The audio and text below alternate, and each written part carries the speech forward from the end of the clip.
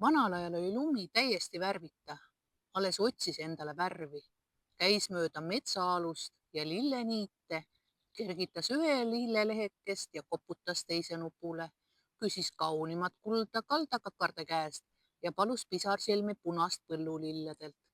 Keegi ei tahtnud anda, kõigil oli oma armas.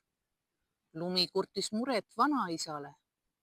Ma olen kogu oma värvipoti tühjaks maalinud, ei ole jäänud enam kübetki. Aga palu lillekesi metsa alt, vastas lillede ülevalitseja. Lumi läks kullerkupu juurde. Anna palun mulle oma kullane rüüp, palus lumelell lillekest. Ei saa anda, sest siis tuhmub mu kuninglik väljanägemine, kostis kullerkupp vastu. Lumi palus sinilille. Jaga minuga oma sinist rüüd. Ei, mul jagub seda endalgi vaid lillelehekeste tarvis. Viimaks andis ülane oma puhta valge värvi, kirkamast kirkama, mis vaid päikese käes vahel teistes toonides helkleb. Lumi aga pahandab siiani teiste lillede peale. Kevadel matab ta vahel sinililled enda alla, nii et keegi ei näegi sinilille siniõisi.